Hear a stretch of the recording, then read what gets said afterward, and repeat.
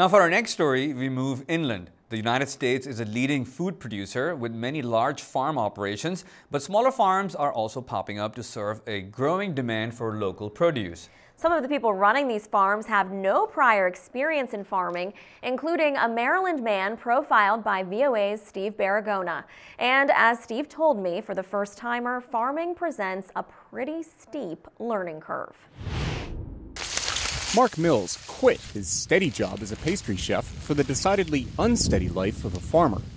Making the decision took two things, he says. Boundless enthusiasm coupled with a little bit of ignorance. You spent a lot of time with Mark, who was the farmer that you featured, this new farmer. Tell us about him and his experience. So he started out as a pastry chef. He has no family background in his immediate past as a farmer.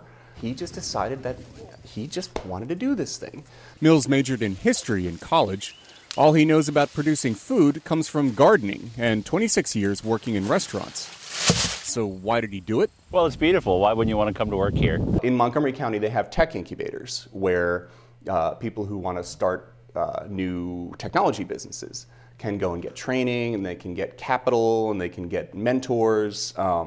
And Montgomery County decided that they wanted to try and apply this model to farming. Mills was one of 4 people in a new Montgomery County, Maryland program helping novice farmers get started. He also got connected with a mentor, correct? Yes. So tell us about that. Yeah, Woody Woodruff. So he's able to kind of show Mark the ropes, a guy who doesn't have a lot of experience in farming. They provided the connection with the landowner so that I could actually have the land to farm on, which is key. Then certainly they provided the financing for the deer fence and the irrigation, some basic things to get going.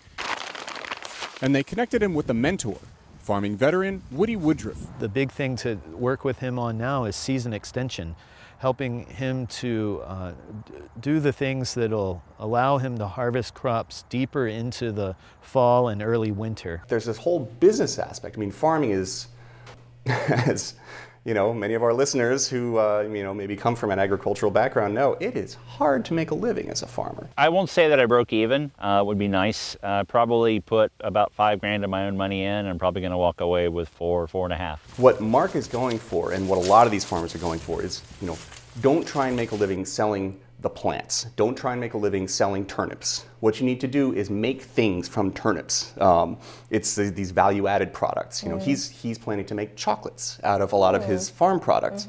What kind of interested me about his story is that it's not dissimilar to what some of the small farmers in our audience would be facing. That here's a guy who has the same challenges that any small farmer has. He's got to raise his crop, which is not easy. You got bugs, you've got weeds, you've got weather to deal with. On top of that, he's got to get his crops to market. And of course, along the way, you have a lot of mistakes, a lot of challenges that you run up against. Did he tell you anything interesting about some of the challenges he's faced? Well, interestingly, so frankly, Mark got lucky, and he'll be the first to tell you this was a very good year for farmers. Mills' rookie season has gone pretty well. Roughly 450 kilos of turnips, 90 kilos of carrots, 130 kilos of greens, and more. He got way more turnips than he planned on. Way more turnips. I mean, he was like up to his eyeballs in turnips. And, because he got started late, he didn't have any place to sell them. Right. So he wound up selling them. One of the benefits of these programs, in addition to, supplying the local markets, is that a lot of these farmers are supplying fresh produce to food banks, to food pantries, to help low-income people. And he wound up selling all of these crops to a nonprofit in the area called Manna. What's the incentive for a government, local, like county, like Montgomery County, to invest in this kind of venture? It's jobs. It's about jobs, and it's about economic activity.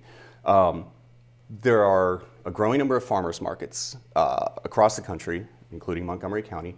And these farmers markets and these fancy restaurants are looking for, and regular folks are looking for locally produced, often organically produced fruits and vegetables. There's a lot of demand. There's a lot of interest in this stuff. Whether the supply is going to keep up is the big question.